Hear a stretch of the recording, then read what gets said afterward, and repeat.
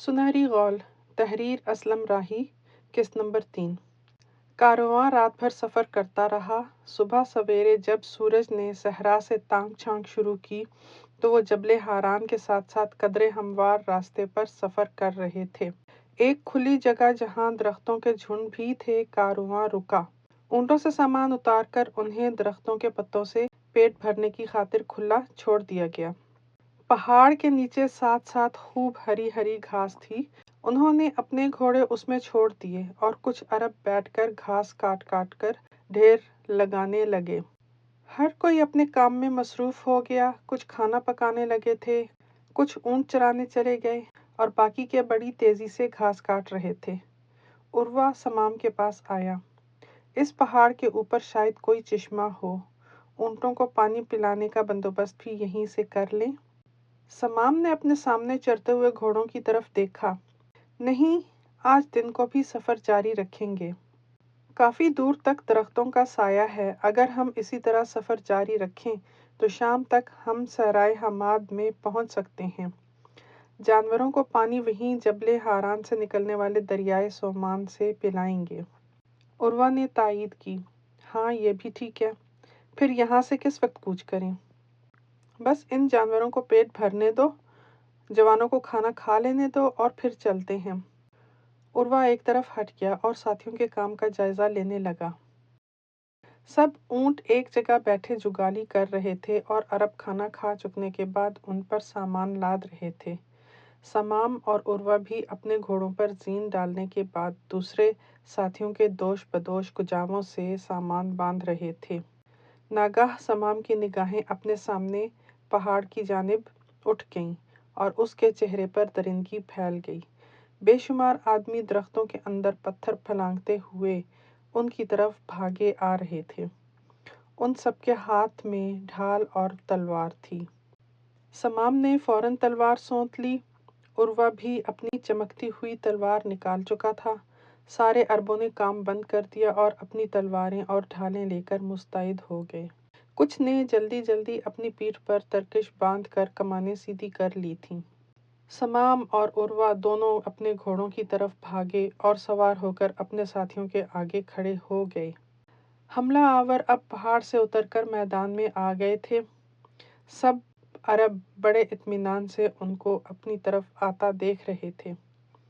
سمام نے ایک بار پیچھے مڑ کر اپنے ساتھیوں کی طرف دیکھا اور اپنی تلوار فضا میں لہرا دی۔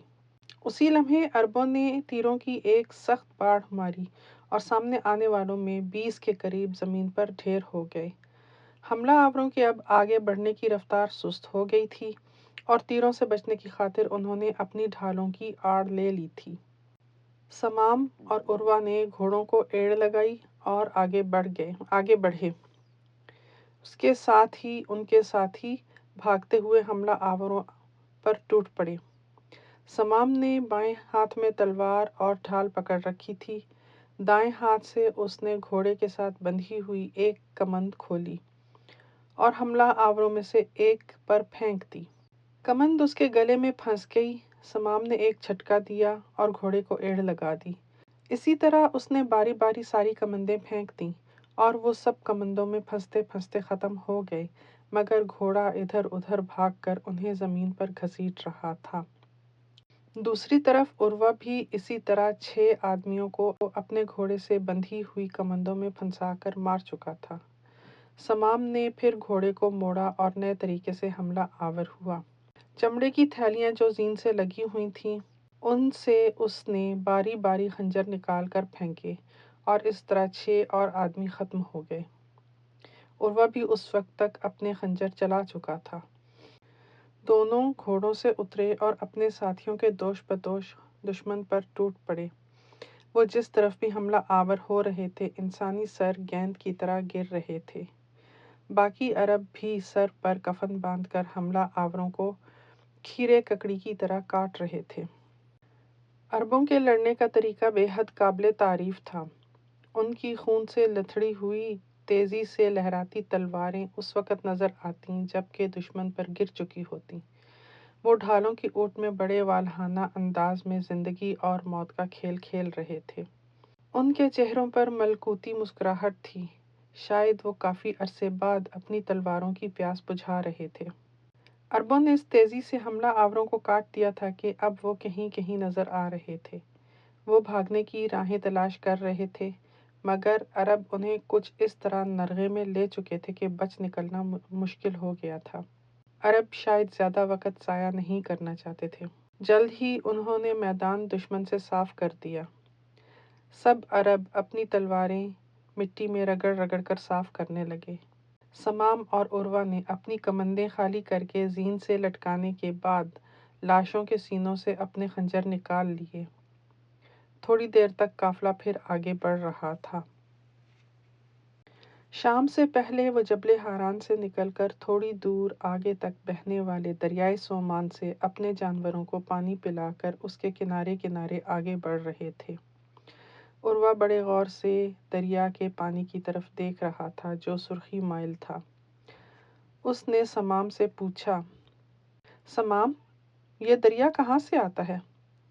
سمام نے پیچھے مڑ کر دیکھا، جبل ہاران سے نکلتا ہے۔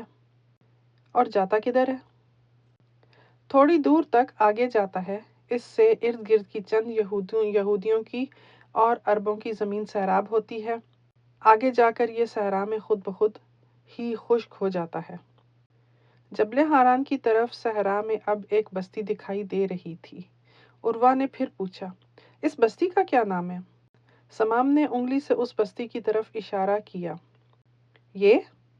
ہاں ہاں، یہ القطر ہے۔ اس سے آگے جو ہے اس کا نام صدف ہے، اور ان دونوں کے درمیان جو ذرا دائیں طرف دکھائی دے رہی ہے اس کا نام جرش ہے۔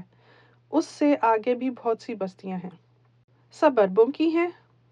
نہیں، القطر اور صدف دونوں عربوں کی ہیں، جرش یہودیوں کی ہے، اور اس سے آگے جو بستیاں ہیں وہ زیادہ تر یہودیوں کی ہیں، کوئی کوئی بیچ میں عربوں کی ہے۔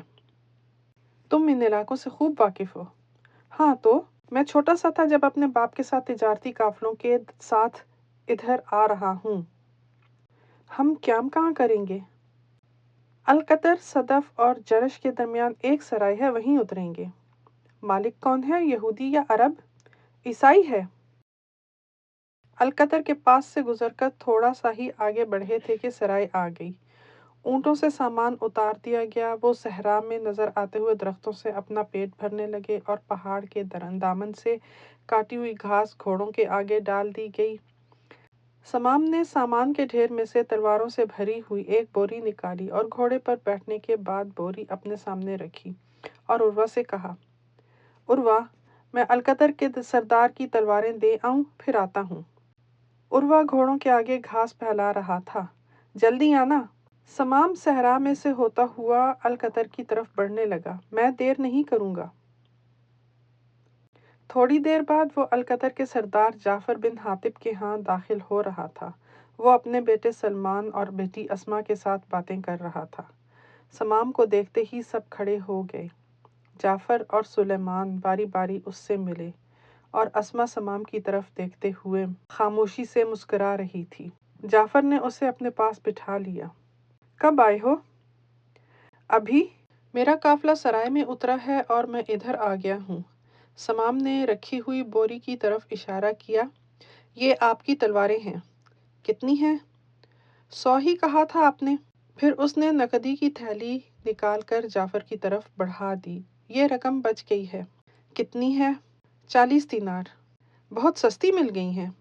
ہاں۔ جعفر نے اپنی بیٹی کو آواز دی، اسما، سمام کے لیے کھانا لاؤ بیٹی۔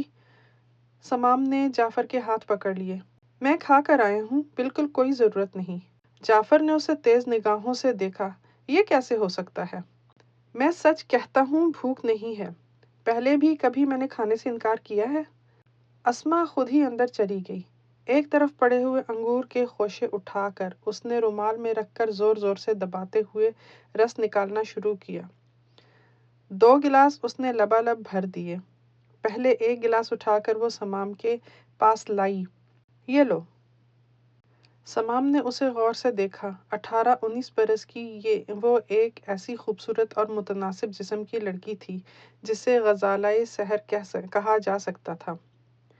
اس کی کیا ضرورت تھی؟ چونکتے ہوئے اس نے کہا۔ ضرورت کیوں نہیں تھی؟ اسما کے یاقوتی لب کھلے۔ سمام نے گلاس لے لیا اور پی گیا۔ اسما دوسرا گلاس بھی اٹھا لائی۔ ایک اور؟ سمام انکار کر گیا۔ نہیں، میں اب نہیں پیوں گا۔ اس نے اسما کے چھوٹے بھائی کی طرف اشارہ کیا۔ سلیمان کو دو۔ وہ فوراً بول پڑا، ہم تو پی چکے ہیں آخی، یہ تمہیں ہی پینا ہوگا۔ اسما نے گلاس زبردستی سمام کو تھما دیا اور اسے پینا پڑا۔ جعفر نے پوچھا، پالمیرا اور چشمہ ہوا کے رستے آئے ہو؟ سمام نے منہ پونچھتے ہوئے جواب دیا، نہیں، میں حلب سے حمص آیا، وہاں سے قریتین، پھر مرج راحت سے ہوتا ہوا جبل ہاران کے ساتھ ساتھ ادھر آیا ہوں۔ جعفر پریشان ہو گیا، بہت خطرناک راستہ ہے یہ تو۔ کیسے؟ سنا ہے پہاڑ کی سمت کچھ لٹیرے کاروانوں کو لوٹ لیتے ہیں، شکر ہے تم سلامت پہنچ گئے ہو، مجھ پر بھی انہوں نے حملہ کیا تھا۔ جعفر پریشان ہو گیا، اچھا پھر کیا ہوا؟ ہم نے سب کو قتل کر دیا۔ کتنے تھے؟ 150۔ اور تمہارے ساتھی کتنے تھے؟ کل 100۔ جعفر مسکرایا، جس کارواں کا تم جیسا شجاع سالار ہو اسے کیا خطرہ ہو سکتا ہے؟ سمام کھڑا ہو گیا، اب میں چلتا ہوں؟ جعفر نے اس کا ہاتھ پکڑ لیا، نہیں، رات تمہیں یہیں رہنا ہوگا۔ سلیمان بھی بولا، ہاں اخی، رات ادھر ہی رہیں۔ نہیں، میرے ساتھی میرا انتظار کر رہے ہوں گے، مجھے ابھی وہاں جا کر بہت کچھ کرنا ہے، کل دن کو آؤں گا۔ جعفر بھی کھڑا ہو گیا، تمہیں روکنا بیکار ہے، مجھے پتہ ہے تم جو کہتے ہو وہی کرتے ہو۔ جعفر، سلیمان اور اسما اس کے ساتھ دروازے تک آئے۔ سمام نے سلیمان کا شانہ تھپتھپاتے ہوئے پوچھا، آج کل کتنی بھیڑ بکریاں ہیں تمہاری؟ سلیمان مسکرا دیا، بہت ہیں آخی۔ اور وہ دوسرا جو تمہارے ساتھ ساری بستی کی بھیڑ بکریاں چراتا ہے، اس کا کیا حال ہے؟ میں اس کا نام بھول گیا ہوں۔ جنید؟ ہاں، جنید۔ وہ بالکل ٹھیک ہے، تمہاری بہت تعریف کرتا ہے اخی، کل جب تم آؤ گے تو میں اسے بلاؤں گا۔ سمام القطر سے نکل کر سرائے کے پاس آیا، اس کے ساتھی ٹھنڈی ریت پر لیٹے آرام کر رہے تھے، کچھ ایک طرف بیٹھے بڑی دل گداز دھنوں میں عربی گانے گا رہے تھے۔ عروہ بھی انہی میں بیٹھا ہوا تھا۔ سمام نے عروہ کو آواز دے کر بلایا، وہ اس کے پاس آ کر کھڑا ہوا، لوٹ آئے ہو؟ ہاں، آؤ سرائے چلیں۔ کیوں؟ تم آؤ تو صحیح، پھر وہیں بتاؤں گا۔ دونوں سرائے میں داخل ہوئے اور لکڑی کے ایک بوسیدہ سے میز پر بیٹھ گئے۔ سمام نے سرائے کے ملازم کو جو کی شراب لانے کو کہا اور دونوں مزے لے لے کر پینے لگے۔ اتنے میں ایک یہودی ان کے سامنے آ بیٹھا اور میز پر زور سے مکہ مارا۔ کھیلو گے؟ سمام نے نقدی کی ایک تھیلی نکال کر میز پر رکھ دی، ضرور کھیلوں گا۔ دونوں جوا کھیلنے لگے۔ تھوڑی دیر تک سمام اس یہودی سے 50 دینار جیت چکا تھا اور یہودی اٹھ کر چلا گیا۔ عروہ نے اٹھنا چاہا، چلیں اب؟ سمام نے اس کا بازو پکڑ کر بٹھا لیا، بیٹھو، ابھی اصل چیز تو تم نے دیکھی ہی نہیں۔ کیا؟ بس تھوڑی دیر بیٹھو، پھر خود ہی سمجھ جاؤ گے۔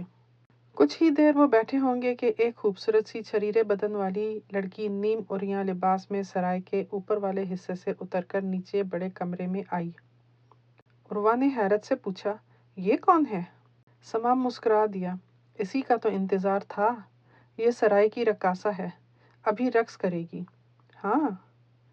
دیکھتے ہی دیکھتے سرائے کا بڑا کمرہ لوگوں سے کھچا کھچ بھر گیا، اور پھر اس لڑکی نے بڑے موہ لینے والے انداز میں صحرائی رقص شروع کیا۔